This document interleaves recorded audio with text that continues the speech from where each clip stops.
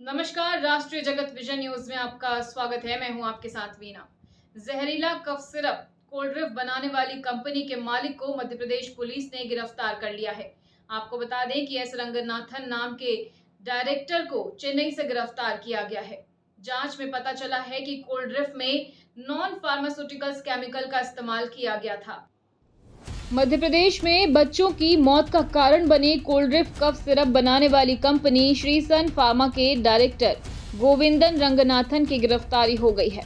मामले में मध्य प्रदेश सरकार के द्वारा बनाई गई एसआईटी की टीम ने बुधवार की रात चेन्नई में दबिश देकर रंगनाथन को पकड़ा है।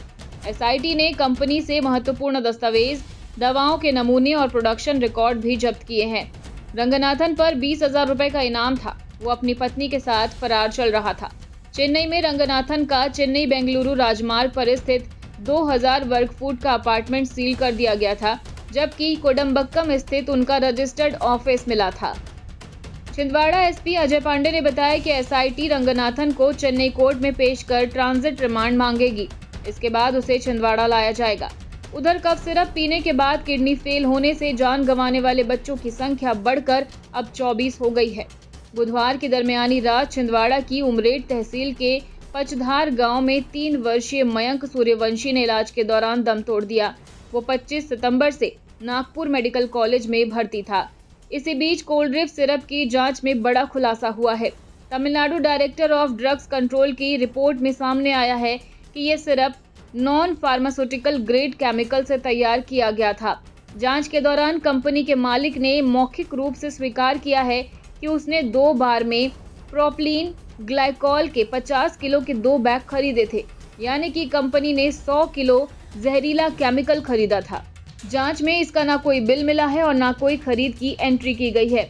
पूछताछ में जांच अधिकारियों ने बताया कि भुगतान कभी कैश तो कभी गूगल पे से किया गया। दवा बनाने वाली कंपनी ने घटिया क्वालिटी का प्रोपलीन ग्लाइकॉल खरीदा, उसका कभी टेस्ट भी नहीं कराया। चौंकाने वाली बात तो ये है कि कंपनी के पास न तो खरीदी के बिल हैं और न ही प्रयोग किए गए केमिकल के रिकॉर्ड मौजूद हैं। लैब जांच में ये भी पाया गया कि सिरप में डीईजी और ईजी जैसे जहरीले रसायनों की मौजूदगी तय सीमा से 486 गुना ज़्यादा थी। इधर एक एक्सपर्ट ने नाम जाहिर नहीं करने की शर्त पर बताया कि ये मात्रा न सिर्फ बच्चों के लिए घातक है, बल्कि ये हाथी के बराबर के जानवर की किडनी और ब्रेन को भी नष्ट कर सकती है। जांच रिपोर्ट के मुताबिक कंपनी ने चेन्नई की सनराइज बायोटेक से 25 मार्च 2025 को प्रोपलीन ग्लाइकॉल खरीदा था। ये नॉन फार्मास्यूटिकल ग्रेड का था, यानी कि दवा बनाने के लिए उपयुक्त नहीं था। इसके बावजूद कंपनी ने न तो इसकी शुद्धता जांची और न ही इसमें डाईएथिलीन ग्लाइकॉल या एथिलीन ग्लाइकॉल की मात्रा का परीक्षण किया। तमिलनाडु ड्रग्स कंट्रोल डिपार्टमेंट ने बताया कि इस घटिया केमिकल से कई दवाएं तैयार की गई। ऐसे में निरीक्षण के दौरान जांच टीम ने अपनी इन्वेस्टिगेशन को जारी रखा, जिसमें उन्होंने पाया कि कंपनी के पास उस समय प्रोपलीन ग्लाइकॉल का कोई स्टॉक नहीं था। इससे शक और गहरा गया। कंपनी ने केमिकल को तेजी से खत्म कर दस्तावेज छिपाने की कोशिश की।